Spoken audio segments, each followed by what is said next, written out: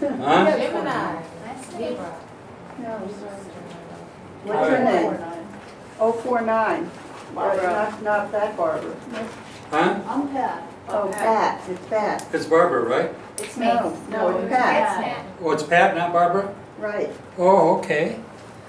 Okay, let's go back and let's get her. Okay.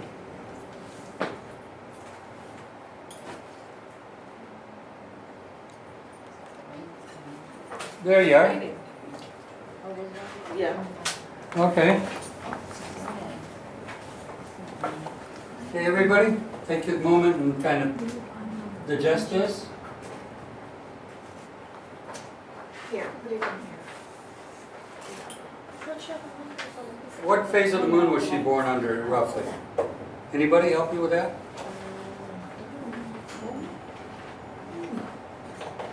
I'm sorry, what was the question? What phase of the moon do you think she was born under? Closest phase she was born to? Full moon. Who said full moon? I did. Good for you. Good for you. Well, why is it a full moon? Because they're opposed, Yeah. right? 8 and what? 23. 23. Not- That's an opposition, isn't it? Yep. She was born maybe 12 hours before a full moon. Because the moon is moving, it's going to keep moving till it reaches that opposition. Okay? So in about 15 degrees, right? So it's going to hit exact opposition. So what does a full moon mean to you as an astrologer? It's born outside now. Yeah. And nobody's windows are down, I hope. Mine was a So what does a full moon mean, do you think? Anybody? Emotions, lot of Huh? emotions, Huh? sensitivity, emotions. Yeah, very much so, yeah. But it's also someone that has great psychological insights into their own subconscious, or into subconscious mind and conscious. Because the light's shining fully on that. The sun shining all this light on that full moon and the subconscious. It's a person that has great insights generally psychologically. I mean, it doesn't mean they all do, because it can be schizophrenic too. You know what I mean? I could, yeah. She says I could. Sometimes I wish I were. Yeah, So that's she's beautiful. kind of spiritual, so it's kind of help with the spiritual inclination of herself. Say that over again, It's honey. almost like a spiritual inclination of herself, so she knows things. Yeah, yeah. Oh, Yeah, they're very, very powerful. Full moons are, I mean, I was born a little close to full moon as well. It gives a lot of ability to shine light on the subconscious and understand the mechanisms of the mind. And conscious, subconscious, things like that. You've probably been a student of these things most of your life and looked into it and, read about it and studied it. And so it's just a really powerful full moon. It's a sign of enlightenment in its full meaning. Not everybody has enlightenment. Some people have the total shaking apart of those energies. And that's called kind of like a schizophrenic thing, because their soul and their spirit are at war all the time. Okay, but if it's integrated, it's a powerful thing. So the rest of you keep on reading. Don't have me do the readings only. okay. I'm going to have to repeat it since I'm on mic and you're not. So speak loud. Maybe we can pick you up. And if you see something in here, I'd like to hear your thoughts. The moon squares Saturn and Neptune in a T-square. Good. You all see this? And Okay. Okay. So what does that mean? Tell me. Help me out. Isn't that another indication if the Saturn is T-squaring the moon? Again, there will be oppression, like a suppression emotionally with her emotions, or It's interesting.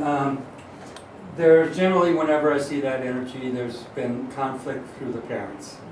Okay, Saturn's The father, mother. Moon the mother. There's very often I see divorced parents when I see that aspect. But in your generation, it wasn't as much. Right. You know what I'm saying? They They- stayed for the children. They'd say exactly, But there's also something else here. This is a woman, we say moon in Sagittarius, sagacious Sagittarius. Sagacious what? Woman. Come on, guys. Help me out. The moon in Sag.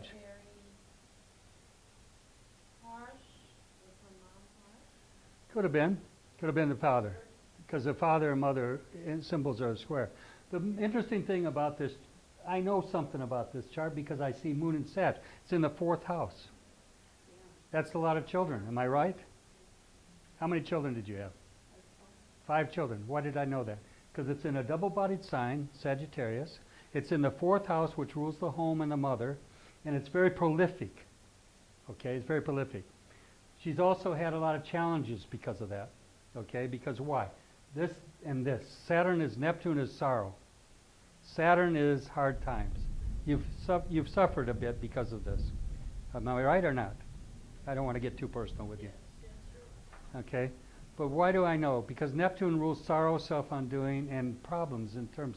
It can dealing with sorrowful things in your life that are related to this mothering, because it's all to the moon. So, maybe you've lost a child, or maybe you've had children get in trouble in life that you've had to deal with. Probably because Neptune is very often prison, sorrow, self-undoing. Okay? Drugs, very good. Am I hitting anything? No. Nothing? I know. My children have all been wonderful. They've all turned out great. Where's the sorrow then, and where's the hardship? Just raising them? Well, my husband died when I was 43 years old. There you go. Okay. And that's Saturn, isn't it? Yeah, now that fits, because it's Saturn involved here. Saturn and the moon, remember I said it usually is the parents or something to do with... From the 7th of marriage, exactly. Saturn in there. So it's not the children that cause the problem. It's the loss of a husband. But these are things you can see in a chart very clearly, okay? Now, to get to the specifics isn't always easy. That's when you start reading, you start looking, and you say, where's this coming from? Where's this cross from? What's crossing? And who said 7th house? Marriage. Perfect. You saw it. Okay? Saturn in what? Pisces. What's Pisces sign? Neptune. What's it opposing? Neptune. Sorrow, related to the husband and the marriage. Okay. Zeus. Okay. You guys keep on reading this chart. I want to see you read it. Huh? We're summoning Zeus. There you go. Yeah. Yeah. Anybody see anything else here?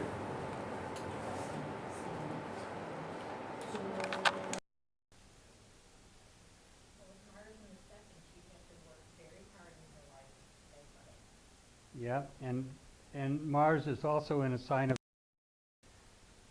Interesting, isn't it? Hurt or pain that came through what? The loss of Libra, the mate, the 7th house ruler. You get a double message in that sense, okay? Interesting too, if you look at this chart, who said detriment? Now that's what I'm looking for, because Mars is in the opposite, it rules Aries. You put it in an opposite sign it rules, which is Libra, that means it's very detrimental. It can cause more problems. It makes it a little more potentially hurtful, okay, being there. And, oh, there's so much here. The moon is making a perfect trine to what? Venus. What does that tell you? Help me with this, guys. Huh? Loud, loud, loud. Nurturing, good, loving, nurturing, beautiful, really. This is in what signs we're talking of, what kind of energy is this? Fire. Right, exactly. There should have been a strong religious energy in you through your life, something on your faith. Did you teach a Bible or something, or did you teach something in that ever worked? I'm really a fallen away Catholic. That's what it is. Okay. But I was very influenced by religion my whole life. Yeah.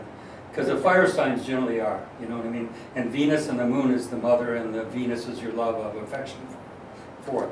But the thing with this chart is, whenever you see a cross with Saturn and Neptune and the moon, Neptune rules religion and philosophy, not philosophy, religion, organized religion, Catholic Church.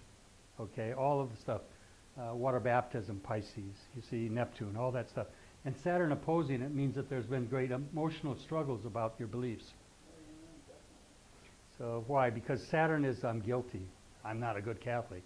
So you had to go through a great amount of transformation to break out of that mold. You know what I'm saying? And Saturn makes you guilty, right? You understand that?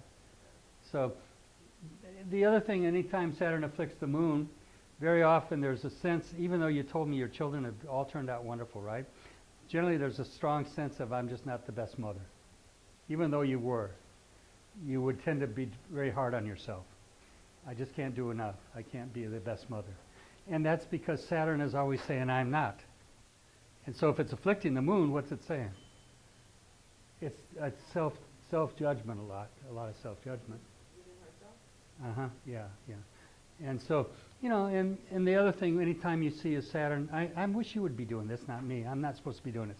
But anytime you see Saturn and the moon, you see Saturn and the moon afflicted, that can be trouble sleeping. Okay? I don't have any. You don't have any trouble sleeping. It can be, okay? Because there's several things in that. Neptune, which rules sleep, and Moon, which rules the nights as well. And that's amazing. I'm surprised that came back that way because I would usually see that. But Saturn, because Saturn again is your worrying, fretting, and things. All the stuff of Saturn, but you didn't have that. That's amazing. So remember when I said don't always say always. You'll learn in astrology. You think you know it, and you miss it. And I missed that exactly because I would expect that.